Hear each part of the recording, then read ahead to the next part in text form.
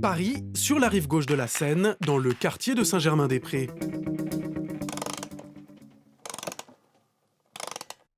Voici un automate qui représente un clown. Dans la grande tradition des automates, c'est un équilibriste et c'est assez fascinant de voir que tout son mécanisme tient tout seul sur une seule main. C'est un véritable spectacle en soi avec tout un scénario.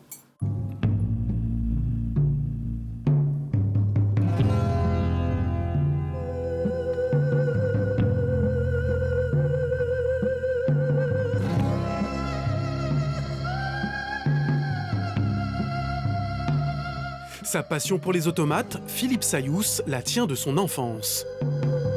Quand j'étais petit, ma mère m'avait amené voir les automates au musée de Neuilly-sur-Seine. Et c'est à partir de cet instant que j'ai été fasciné par les automates. Ils portent en eux la vie par des ressorts, par tout un tas de systèmes mécaniques, parce qu'ils peuvent ainsi réaliser certaines fois des prouesses ou des beaux petits spectacles de diverses catégories. 40 ans plus tard, Philippe est devenu un fervent collectionneur. Il possède environ 50 pièces, fabriquées entre le 19e et le 20e siècle, l'âge d'or des automates. Exemple, avec cet éléphant fabriqué en 1870.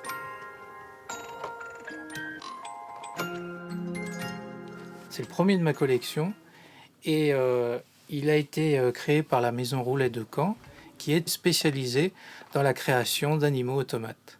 Il a une démarche très belle puisque il est articulé au niveau du genou.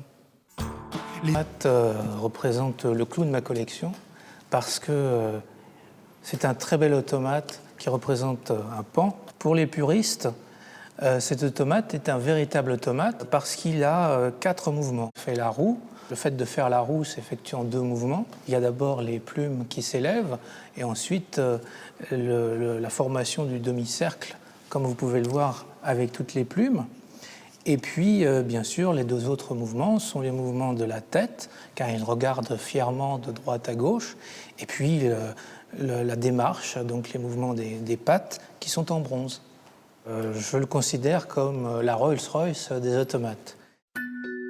D'abord créé dans un but scientifique et pédagogique, l'automate devint très vite un objet de décoration des intérieurs bourgeois. Ces jouets mécaniques étaient plus destinés au plaisir des adultes qu'à celui des enfants. Cet automate est très fragile. D'ailleurs, on peut montrer que si on veut remonter son mécanisme, il faut quand même soulever une aile pour découvrir l'endroit où l'on place la clé. Donc c'est quand même aussi déjà, rien que là, une première difficulté pour arriver à le remonter. Philippe a tout de même déboursé 8 000 € pour s'offrir cette petite merveille. L'automate Pan, fabrication de 1890 à 1900, estimation autour de 8 000 €. Conseil d'expert, vérifiez toujours que l'automate fonctionne avant d'en faire l'acquisition. À défaut, il perd une grande partie de sa valeur. Mais pour ce fabricant de boîtes à musique, ce qui est important, c'est ce qui est caché, l'envers du décor. Dans un automate, il y a autant de travail à l'intérieur qu'à l'extérieur, et ça, personne ne le voit. Ainsi, par exemple, comme on voit cette tringle, en bougeant, elle va faire bouger la tête qui va apparaître de l'automate. Cet automate a été fabriqué vers la fin du 19e siècle, et puis quand on voit son mécanisme, on est vraiment étonné de voir la perfection de son mouvement. Celui-ci se remonte à l'aide d'une clé.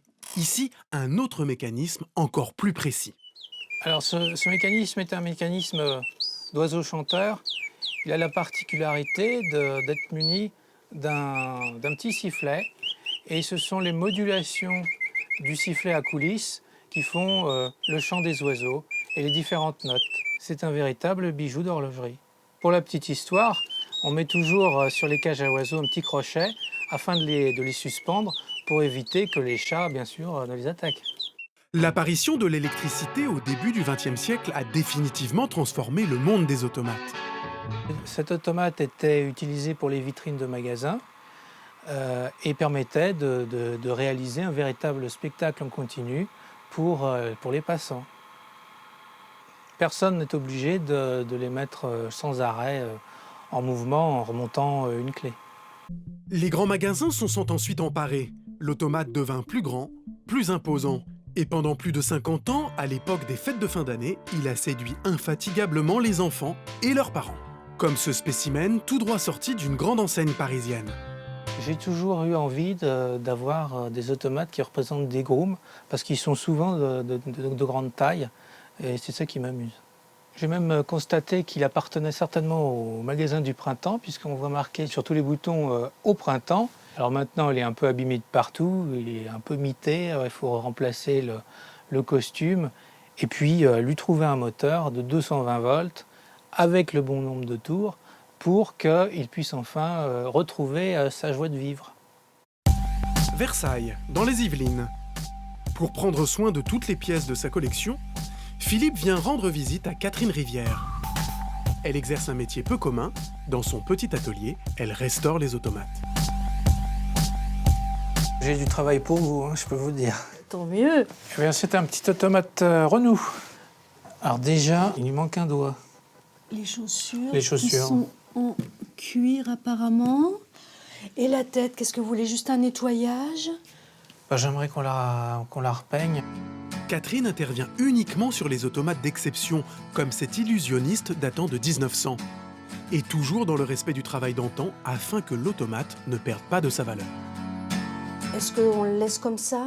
Ou je cherche une soie ancienne Alors, je préfère qu'on le laisse comme ça, mais on va lui remonter les manches, et puis on va faire dépasser avec un petit tissu qui va rappeler le tissu du centre, de sa poitrine, qui lui est ancien. Oui, ça on le garde. Hein. Voilà. Ça, c'est magnifique. Pour cette restauration, Philippe devra débourser 900 €. Dans quelques jours, il retrouvera son précieux automate qui deviendra très certainement l'une des pièces maîtresses de son futur musée.